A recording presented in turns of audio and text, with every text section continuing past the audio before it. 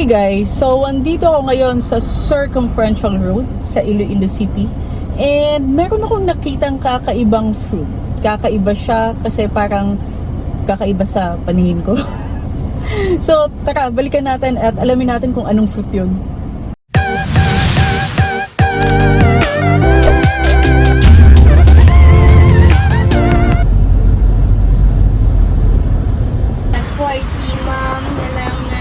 Ini. Oo.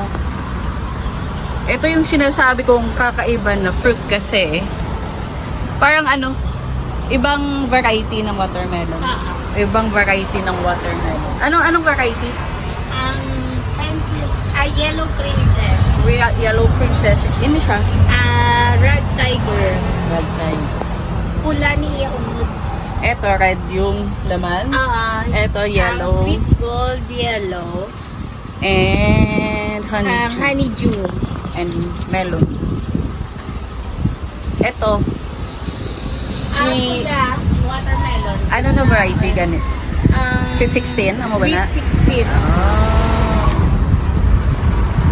69 ma'am? 69. 40 per kilo. Ini. 40 per kilo. 40 man. Ini. 20 per kilo. 20. Oo. 20 per kilo. How about ang honeydew? Honeydew. Tag 40 man ang kilo ma'am. 40. Sila sa melon. Ini ya. Ang Tag sweet. 15 na lang ang sweet. 15. Oh wow, 15. Oo ma'am, 15 na lang na siya ma'am. So yun guys, tatlo yung nabili nating watermelon. Dalawa na kulay yellow yung balat. Pero sabi ni ate, red daw yung loob. Pero malalaman natin mamaya kung tama ba siya. And yung isa, yung yellow na talaga yung loob, pero green yung skin niya. So tara, buksan natin mamaya pagdating sa bahay. 2 hours later. So guys, this is the moment of truth. Yung size niya parang papaya. Tingnan natin kung red ba talaga yung laman nito. And kung ano yung lasa.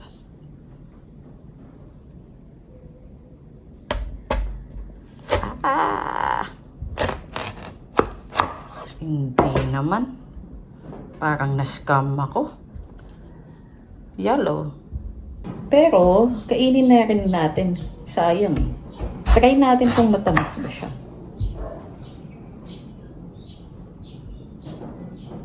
So, parang siyang may guys, oh. Kulay green pa siya. Ayan.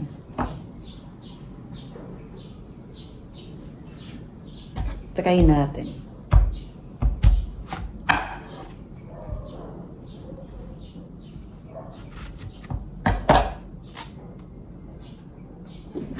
Upuan natin, upuan.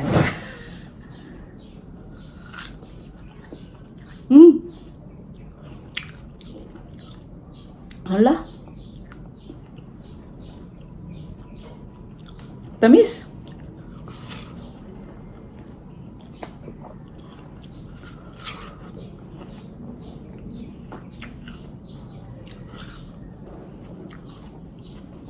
Sarap naman. Okay lang kahit anong kulay, basta sweet. Guys, dahil summer na, magkain na lang tayo ng pakwan. Huwag na tayong uminom ng coke. Kaya.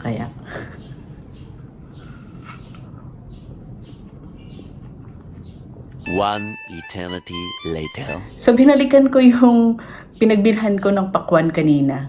And mali lang yata yung nabigay sa akin. Ngayon, meron akong yellow, yung skin. Pero yung laman is red. So, eto na yung itatry natin. Try natin siya.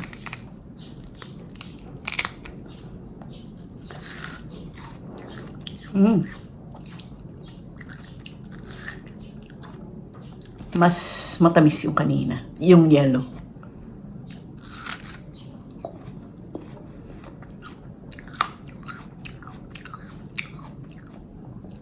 Pero yung yung texture niya, kakaiba. Parang siya, hindi siya mushy.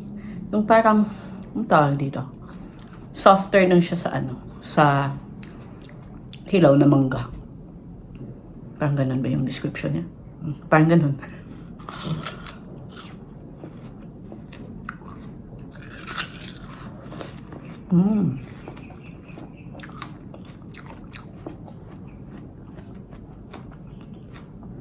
Nakain ko yung buto. Tutubo kaya to sa tiyan ko. Nako. So that's all for today's vlog. And if you guys like this video, please give it a thumbs up. And don't forget to subscribe. See you on the next one. Stay safe, guys.